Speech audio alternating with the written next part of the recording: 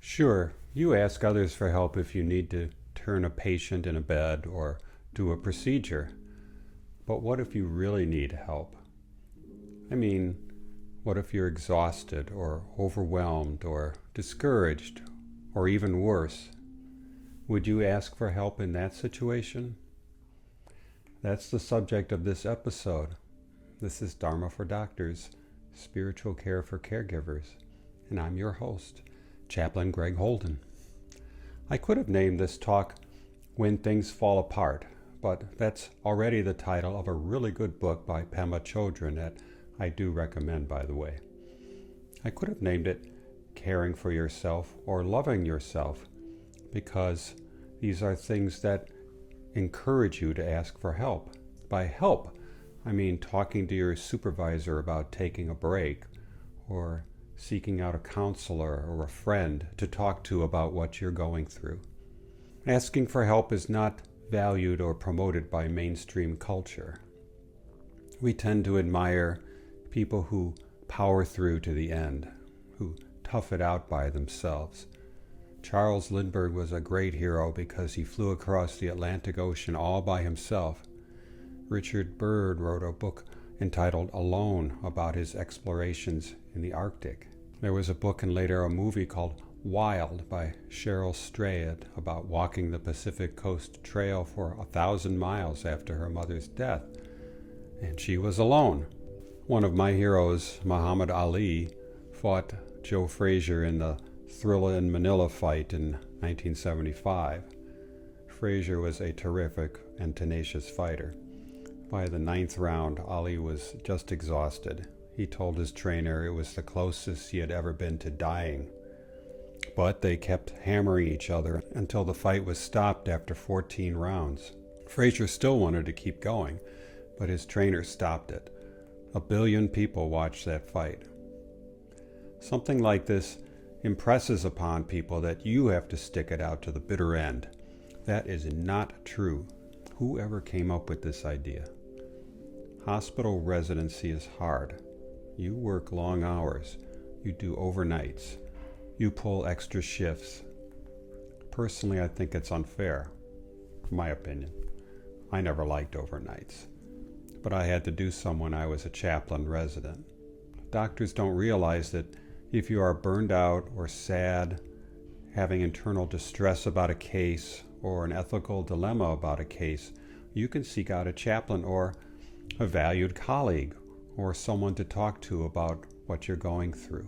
In case you're wondering what can happen if you let things build up too long, I want to take a look at this study published in JAMA in December 2020, Association of Physician Burnout with Suicidal Ideation and Medical Errors.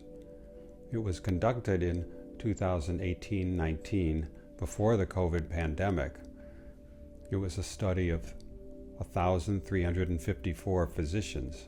The study found that physician burnout and depression were associated with increased odds of suicidal ideation and medical errors. Specifically, the study found that burnout was associated with medical errors and depression associated with suicidal thoughts. No one wants you to get to that point. If you are feeling burned out or depressed or overwhelmed, ask for help. You might not necessarily think you're burned out or depressed. Residents would sometimes ask me things like this: how do I deal with the depth of all of this?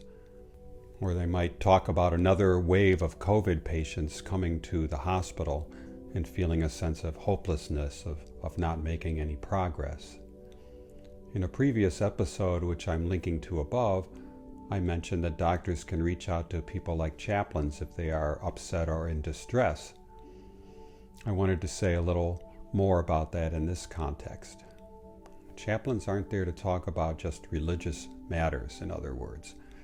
It's all about listening and not judging no matter what is going on. There is a tendency in medicine to put people in boxes, especially clinical staff. The social worker is only to be called on to deal with more matters around discharge. The bereavement counselor is called if there is someone dealing with grief or loss. As far as I know, chaplains are happy to minister to staff as well as patients and families.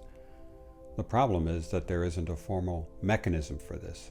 You might not even know you need help until things get really bad. If there is a tragic loss, you might get a chance to talk about your grief in a structured way.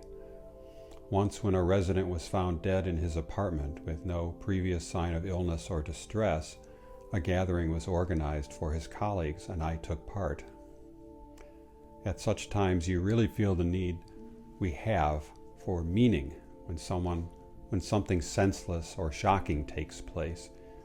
Even if no meaning is immediately apparent, as in this case, there is great value in being together, in being able to acknowledge a common pain and loss.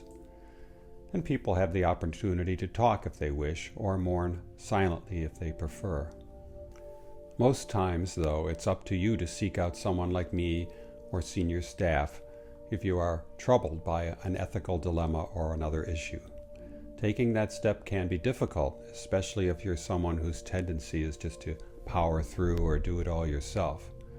Ask for help because you value yourself and you love yourself. You're a human being and you need care just like your patients do. There is no stigma to seeking out someone to talk to and to support you. To conclude, let's take a minute or two to reflect. Let this sink in. Just sit quietly and breathe. Reflect that you have a stressful job.